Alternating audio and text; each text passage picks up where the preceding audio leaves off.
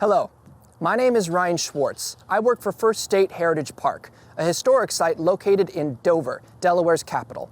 Today, we're here at the nearby John Dickinson Plantation to talk about water and one of the many important roles it played in people's lives almost 250 years ago, when colonial America was in the midst of the Revolution. Now, water is so much a part of our lives on Earth, we can sometimes forget just how important it is.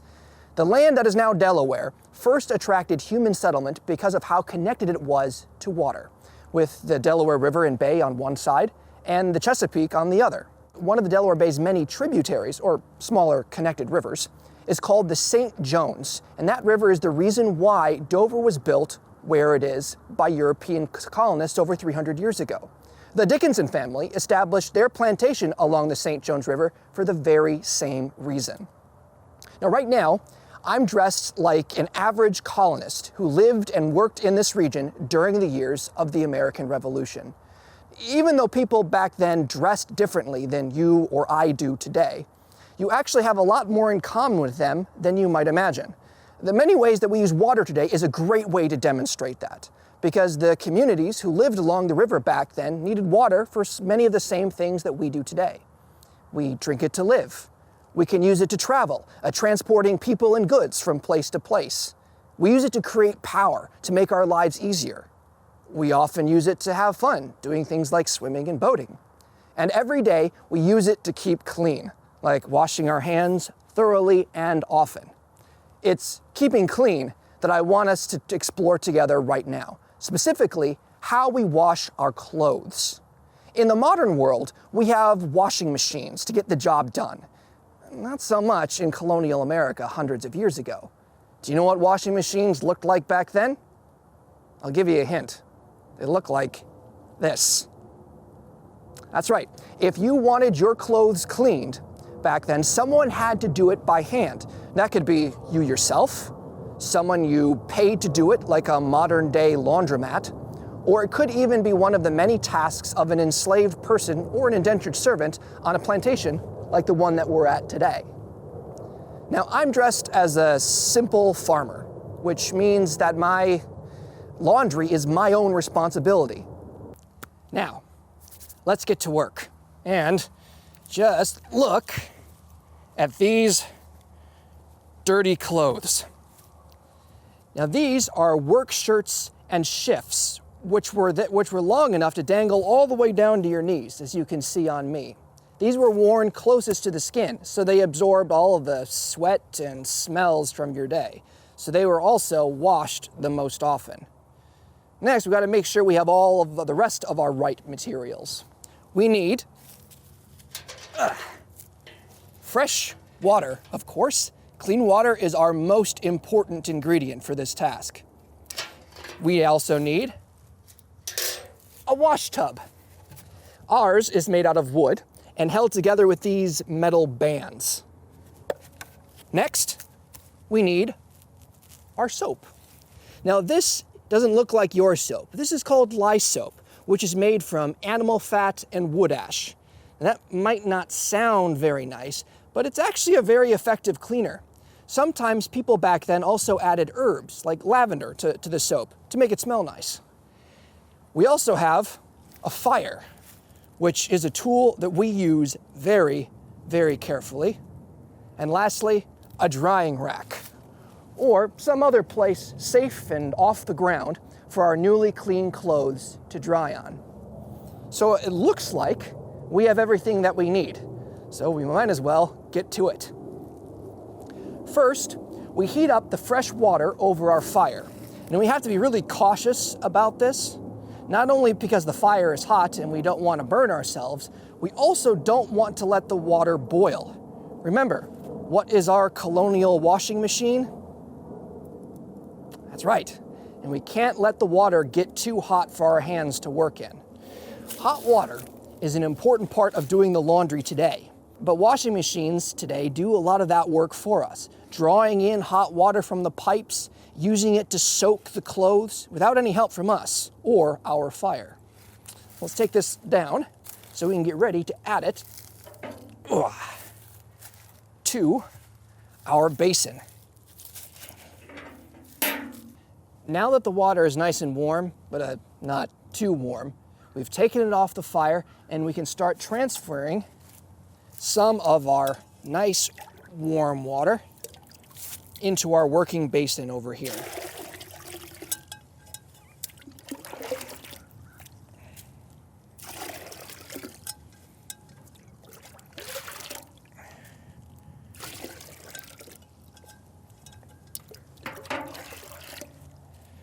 And once we have our basin filled a little more than halfway up, it's good to leave some of this water for later too.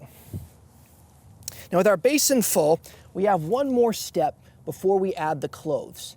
We have to add some soap.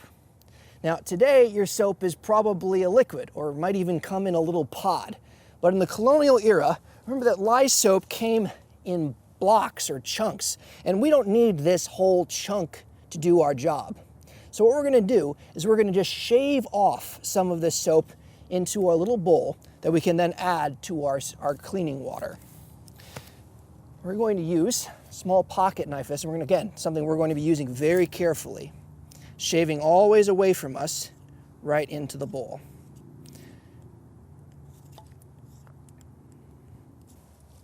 All right.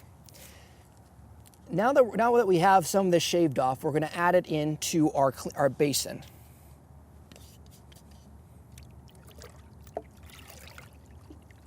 And we're going to just kind of mix it around in there.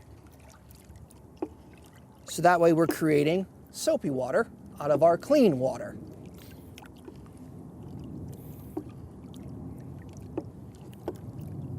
All right.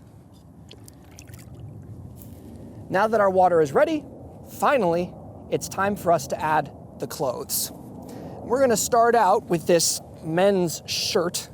It's gotten a little soiled here. And we're going to start to slowly feed it and then submerge it in our basin.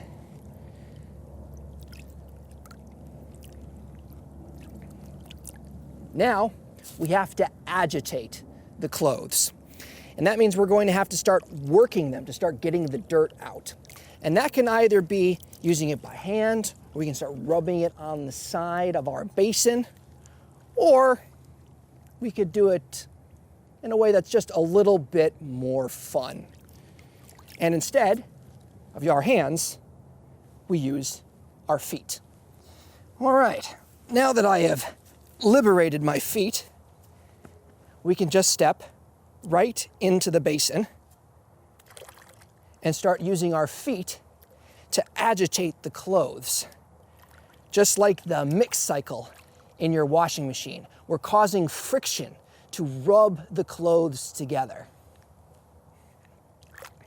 And this is going to start working out the dirt. It's a little bit more fun than doing it the other way, and it has the side bonus of keeping your feet nice and toasty. Once we've done this for a few minutes, we've probably gotten most of the dirt out of it. I mean, the water that we used for washing is certainly not as clean as it was when we started. So we can take it out and just give the clothes a once-over. Examine them a little bit. And if we notice that there are any spots where the dirt is still around, like right here under the armpit, we can take our block of lye soap and scrub it directly on to that spot and really work the soap into the fibers of that fabric. And once we got it worked in there, we can take it and we can just duck it back down and we'll work it right between our fingers until that spot is all gone. Once we see that the clothes are the way we want them to be,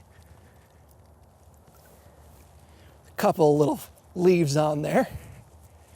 We take the clothes to the side and we give them a few nice snaps.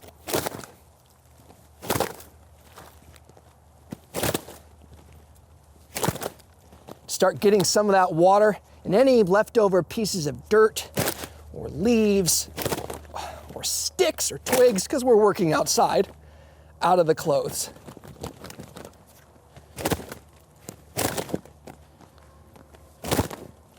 Once we've given them a few good snaps, we can start with the wrinkles starting to come out. We can put them on to our drying rack that we've set aside. Just like this. Now, of course, we're talking about a time period before electric washing machines. And so since we don't, and dryers as well. And since we don't have any of that, the best thing to do is use what Mother Nature provides. A nice breeze on a sunny day, just like today. Wait a few hours, and just like that, we have our clean laundry. Thank you all very much for joining me in this exploration today. I hope you've discovered something new in our time together and will leave with this lesson with a better appreciation of just how vital water has been across history and in our lives today. Thank you.